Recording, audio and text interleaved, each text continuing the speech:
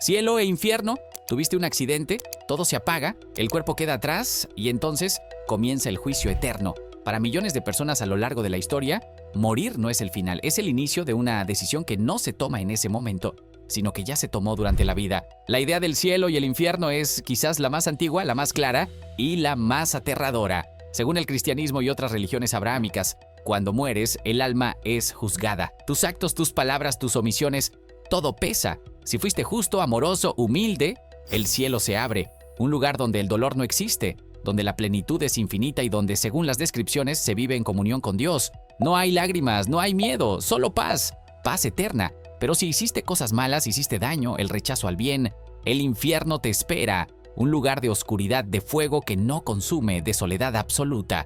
Allí, según muchos relatos místicos, no es el castigo físico lo que más duele, es el vacío de la ausencia divina, saber que pudiste estar en la luz, pero elegiste la sombra. Historias de personas que vivieron experiencias cercanas a la muerte cuentan haber sentido ambas realidades. Howard Storm, un artista ateo, narró cómo, tras morir temporalmente, fue arrastrado por seres oscuros hasta pedir ayuda divina. Al instante, según él, la luz lo rescató. Su vida cambió para siempre. El cielo y el infierno no son solo lugares, son espejos de nuestras decisiones, son, para quienes creen, el desenlace final, que se escribe con cada elección que hacemos día tras día. El juicio terminó, cielo o infierno. Pero no todos creen que el viaje termine ahí. Para algunos, la muerte es solo otra puerta, otra oportunidad, otra vida. Ahora veamos reencarnación. Acabas de morir. Cierras los ojos, y vuelves a abrirlos.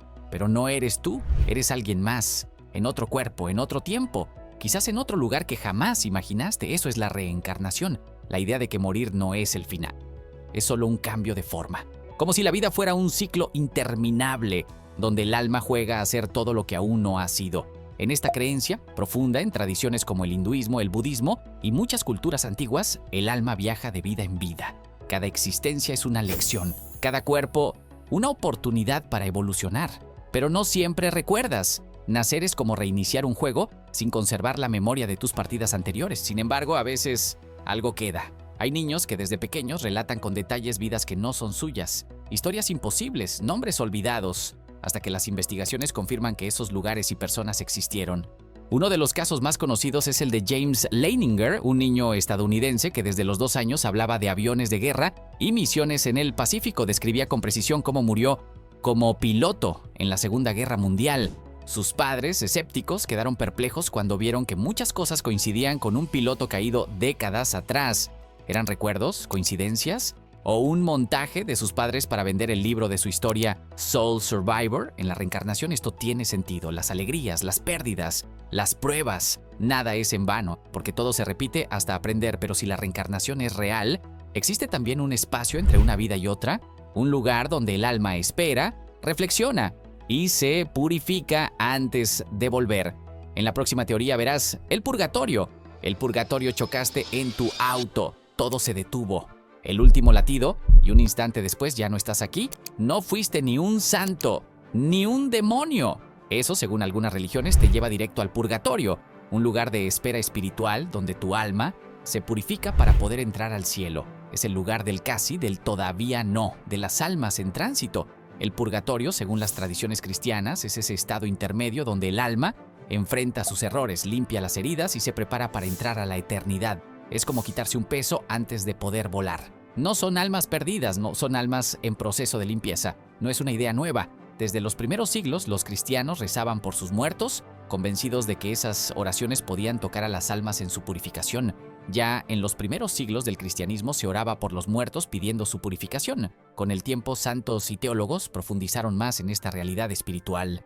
Personas como Santa Catalina de Siena o Catalina Rivas describieron visiones impactantes del purgatorio, un lugar de esperanza pero también de intenso anhelo. Allí las almas sufren no por castigo, sino por amor. Imagina ese deseo, estar tan cerca y no poder entrar aún en la luz. Anhelan ver a Dios, pero todavía no pueden. San Juan Vianney, conocido por sus confesiones y visiones, decía que el mayor sufrimiento del purgatorio no era el fuego purificador, sino la ausencia momentánea de la presencia divina. Esa sed de Dios, decía él, es más ardiente que cualquier llama. ¿Por qué es importante entender esto?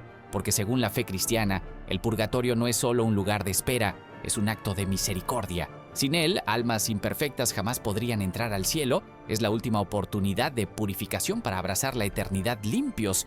En el purgatorio, algunos cumplen su tiempo, se purifican y suben, pero otros simplemente no logran irse. Quedan atrapados entre lo que fue y lo que nunca será. Vagan, buscan, se niegan a desaparecer. Te presento la teoría de los espíritus o fantasmas. Los fantasmas o espíritus. La casa está en silencio. Todos duermen, o al menos eso crees. De repente un susurro, un objeto que se cae, una sensación helada que recorre tu espalda.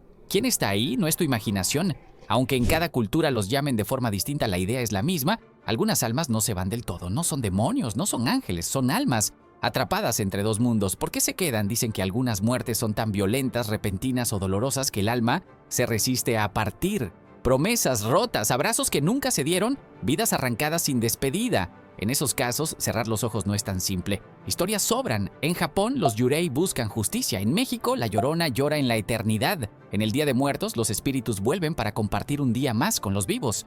Y en Norteamérica, las sombras también murmuran. Desde los famosos poltergeists, que mueven objetos sin razón, hasta el aterrador Hotel Stanley en Colorado, donde las risas y pasos se escuchan en la noche. Incluso en universidades como Penn State, hay relatos de almas que nunca se fueron. No son solo leyendas, famosos también lo han contado. Ariana Grande, perseguida por presencias en un cementerio. Demi Lovato, testigo de manifestaciones en su propia casa. Y son historias como estas alimentan una pregunta que no deja dormir. ¿Son reales? ¿Proyecciones de nuestro miedo? ¿O quizá ecos de aquellos que aún nos observan desde el otro lado? Porque si algunos no logran irse, ¿qué pasa con aquellos que nunca estuvieron aquí pero existen en otra realidad?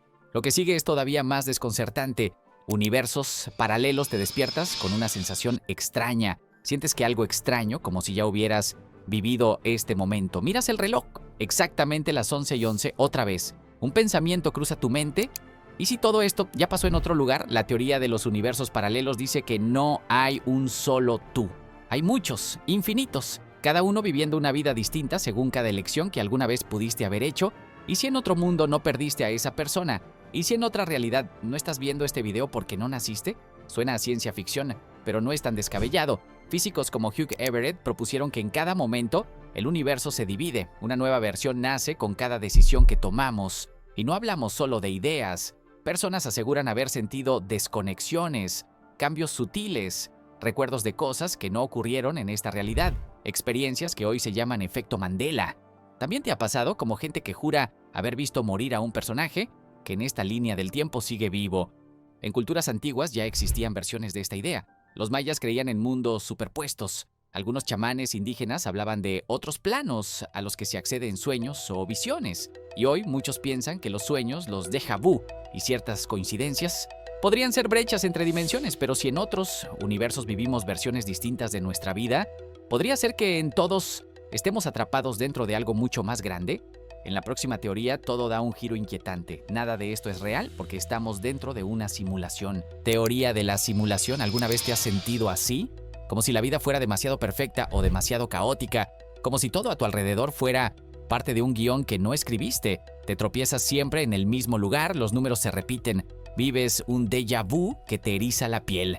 Y entonces surge la pregunta, ¿y si no somos reales? La teoría de la simulación propone exactamente eso, que nuestra existencia, todo lo que sentimos, amamos, tememos, podría ser solo un programa creado por inteligencias superiores. No es solo un concepto de películas como The Matrix. Físicos, filósofos y grandes figuras tecnológicas como Elon Musk han planteado que las probabilidades de que vivamos en la realidad original son casi inexistentes. Según esta visión, es más lógico que seamos parte de una simulación avanzada, creada quizás por nuestros propios descendientes o por civilizaciones superiores, pero ¿cómo saberlo? Pequeñas pistas parecen rodearnos. Los glitches cotidianos, esa sensación inquietante de haber vivido lo mismo. La física cuántica que muestra comportamientos en partículas que parecen seguir las reglas de un sistema programado. Y hasta los sueños, que parecen mundos generados cada noche.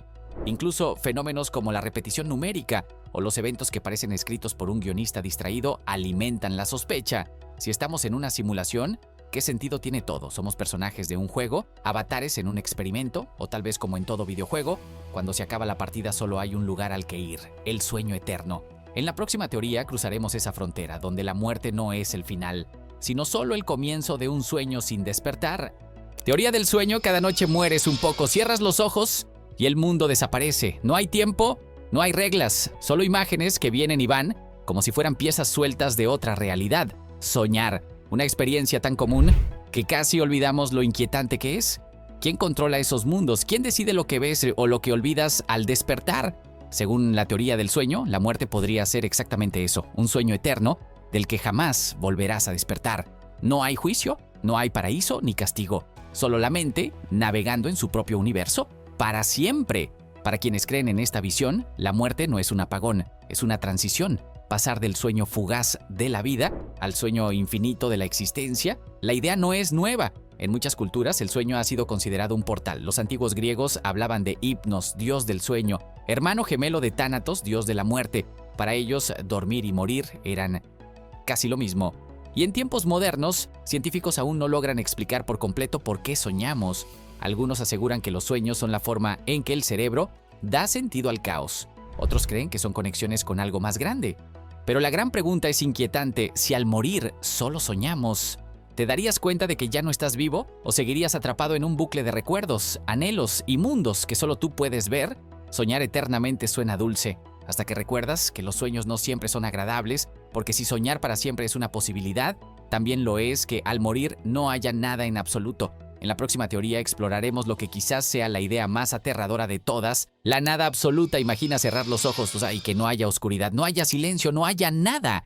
No un vacío negro, sino la ausencia total de ti, de tu historia, de tu recuerdo, la nada absoluta. Para muchos esta es la visión más fría y directa de la muerte. Cuando el cuerpo se apaga, también lo hace la conciencia. Y lo que queda no es un espíritu vagando ni un sueño eterno, es simplemente el fin. Filósofos y científicos, especialmente aquellos que niegan cualquier existencia más allá de lo físico, han defendido esta idea. Stephen Hawking, uno de los más grandes pensadores de nuestro tiempo, lo expresó así: antes de nacer no existíamos y tras la muerte será igual. No hay castigo, no hay recompensa, solo el cese definitivo del ser. Para algunos esto es aterrador. Imaginar que cada recuerdo, cada risa, cada lágrima desaparecerán para siempre. Como una vela que se apaga en medio de la noche, para otros es liberador, sin juicio, sin peso, solo paz absoluta y eterna. Sin embargo, la idea inquieta, porque el ser humano parece tener una necesidad profunda de continuar, de dejar huella, de trascender, y es en esa resistencia a desaparecer donde surge la pregunta: ¿realmente la nada es el destino final? ¿O es solo un umbral hacia algo mucho más grande? En la próxima teoría dejaremos atrás el vacío y exploraremos una de las visiones más elevadas y esperanzadoras. La trascendencia imagina una gota de agua, pequeña, discreta, solitaria. Ahora imagina esa gota fundiéndose en el océano. Ya no es solo ella, es todo. Así explican muchas filosofías la trascendencia. No es continuar como tú mismo, es dejar atrás tu individualidad para convertirte en parte del todo. En esta visión la muerte no es un final, es un salto. Pasar de ser un yo separado a ser el nosotros absoluto, como dejar de ser una nota para convertirte en la sinfonía. Religiones orientales como el hinduismo o el budismo hablan de este concepto de maneras diferentes. En el budismo se le acerca el término nirvana, en el hinduismo se habla de moksha. Ambos coinciden en algo: trascender es liberarse del ciclo del sufrimiento, del deseo y de la reencarnación. Para los místicos cristianos como Santa Teresa de Ávila o San Juan de la Cruz, trascender era la unión mística con Dios, un estado en el que el alma deja de ser ella misma porque se convierte en amor puro, sin miedo, sin dolor, solo plenitud. Algunos que han vivido experiencias cercanas a la muerte aseguran haber sentido algo similar, una disolución del yo, una conexión indescriptible con el todo. No había palabras ni pensamientos, es solo paz. Pero trascender plantea una pregunta profunda: si dejas de ser tú para ser parte del todo, ¿sigues existiendo? ¿O en ese momento te conviertes en algo tan vasto que el concepto de tú simplemente deja de tener sentido? Sin embargo, no todas las culturas ven la muerte como unirse a algo superior. Algunas la ven como un viaje real, tangible y en ocasiones aterrador. En la siguiente teoría cruzaremos por caminos más oscuros. El viaje a el inframundo. La vida termina y el viaje apenas comienza. En muchas culturas antiguas la muerte no era caer en el olvido, era cruzar un umbral, entrar a un reino donde los vivos no pueden ir, pero los muertos deben enfrentar. El inframundo no siempre es un lugar de castigo, a veces es solo eso, el siguiente paso, un mundo oculto, silencioso, donde las almas deben probar su valor o pagar sus deudas. En la mitología griega, el viaje es temido y solemne. Al morir, el alma debía cruzar el río Estigia, en la barca de Caronte, el barquero que solo aceptaba pago en monedas. Quienes no pagaban quedaban vagando en las orillas, olvidados. Más adelante los esperaba Cerbero, el perro de 3 cabezas, que impedía el regreso de los muertos. Ni solo entonces se decidía el destino. Campos elíseos para los virtuosos, Tártaro para los malvados. En Egipto, el alma enfrentaba un juicio aún más delicado. Ante Osiris, el corazón del difunto era pesado en una balanza. Si pesaba más que una pluma, era devorado. Si era puro, podía continuar hacia la eternidad. En América, los mayas hablaban de Xibalbá, un mundo subterráneo lleno de pruebas. En Japón, el Yomi, un lugar sombrío donde los muertos se alejaban lentamente de la vida. El inframundo es una constante, un lugar que no es ni cielo ni infierno, solo un territorio que hay que cruzar, porque para estas culturas morir no es simplemente apagarse, es un desafío más, el último camino que el alma debe recorrer, pero tras recorrer estas sendas oscuras, ¿existe un destino final donde todo ese sufrimiento cese? La próxima teoría nos habla de eso, de un lugar donde no hay dolor, ni pruebas, ni ciclos, solo paz. Ese lugar es el nirvana. Imagina por un instante dejar de desear, dejar de buscar, dejar de luchar, solo ser en paz, en silencio, en libertad total. Eso es nirvana.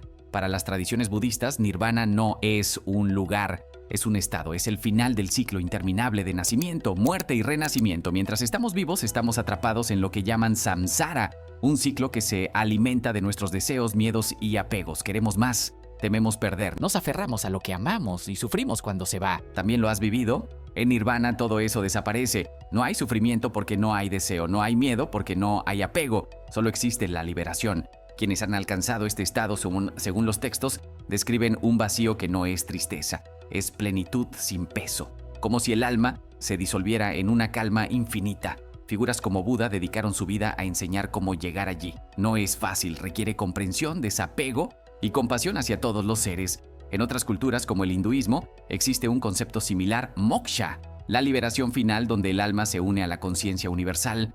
Pero hay algo inquietante detrás de esta serenidad perfecta. Si en nirvana ya no hay sufrimiento, si en moksha ya no hay regreso, entonces la historia termina allí. ¿O qué pasa si, después de alcanzar la paz absoluta, todo vuelve a comenzar? En la siguiente teoría, lo que parece un final se convierte en un ciclo interminable, la repetición infinita. Cierras los ojos, todo termina, o eso crees, porque en la teoría de la repetición infinita nada termina realmente. Cada instante, cada decisión, cada vida se repite una y otra vez. Es como estar atrapado en un bucle que no puedes ver.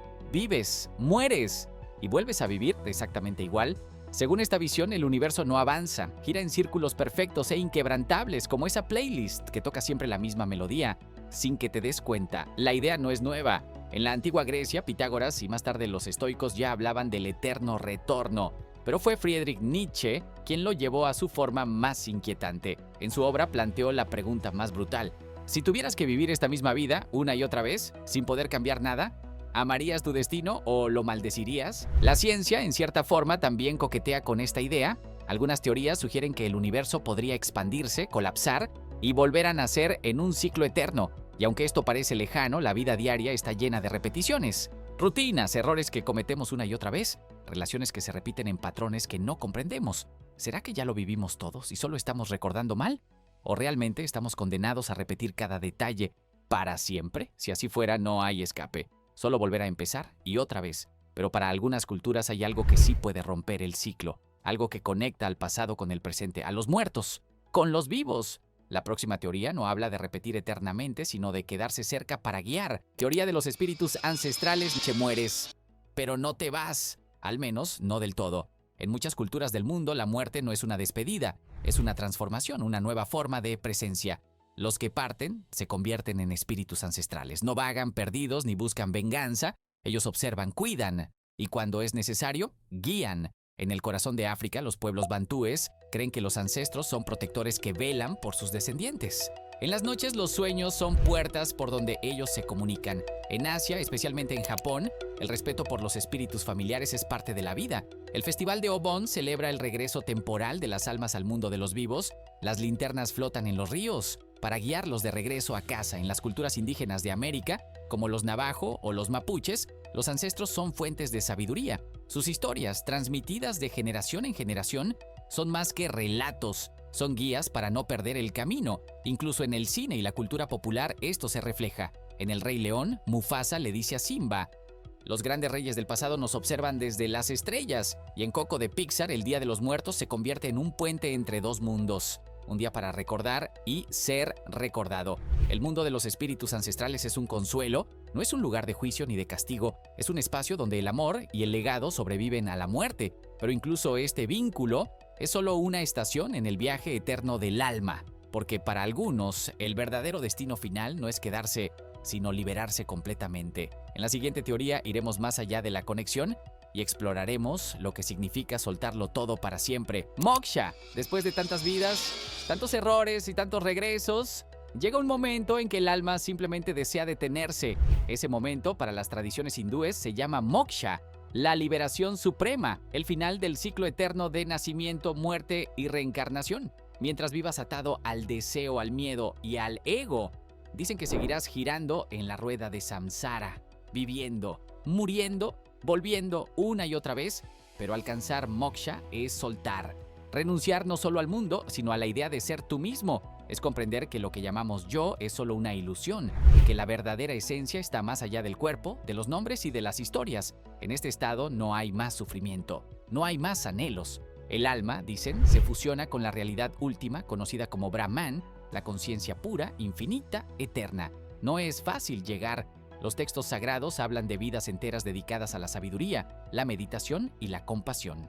Para quienes lo logran no hay regreso, no hay nostalgia, solo una paz tan profunda que trasciende cualquier palabra. Pero mientras algunos buscan la disolución final, otros, en el otro extremo de las creencias, hacen todo lo posible por aferrarse a esta vida. Y es ahí donde la espiritualidad da paso a la ciencia, a la idea de que la muerte puede ser solo una pausa. En la próxima y última teoría, el alma cede su lugar al cuerpo y el deseo de seguir se convierte en hielo. Hablemos de la posibilidad más fría de todas, la criogenia. La criogenia, la muerte llega, el cuerpo se apaga. El alma, dicen algunos, parte, pero ¿y si no la dejamos ir? En pleno siglo XXI, hay quienes se niegan a aceptar que morir es el final. Buscan vencer al destino, con frío. Esa es la promesa de la criogenia. Congelar un cuerpo justo después de la muerte con la esperanza de que en el futuro la ciencia pueda devolverle la vida. Es como presionar pausa en el juego más importante de todos. El cuerpo es llevado a temperaturas tan bajas que se detiene cualquier deterioro. Allí queda, suspendido, esperando una tecnología que aún no existe. Empresas como Alcor Life Extension Foundation en Estados Unidos ofrecen este servicio. Por cientos de miles de dólares, puedes asegurar tu lugar en un gigantesco tanque de nitrógeno líquido. Entre sus clientes hay científicos, empresarios e incluso el famoso beisbolista Ted Williams, cuyo cuerpo permanece congelado desde 2002. Pero la criogenia no está exenta de dudas. No hay garantías. Nadie sabe si algún día podrán revivir un cuerpo o si las células soportarán el proceso. Y aún si fuera posible, ¿serías el mismo al despertar? ¿O solo una copia descongelada de quien alguna vez fuiste? La criogenia no busca el cielo, la reencarnación o la trascendencia. Ganar tiempo, ganar una segunda oportunidad.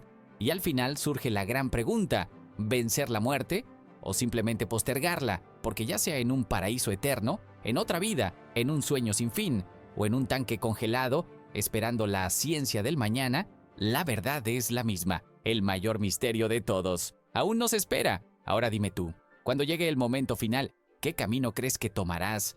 Pero, ¿qué pasa cuando el mayor misterio no es la muerte, sino perderse en vida? Cuando la mente se rompe, cuando los recuerdos se desvanecen y sigues ahí. Haz clic en este video y descubre las enfermedades mentales más impactantes. El verdadero laberinto podría estar dentro de nosotros.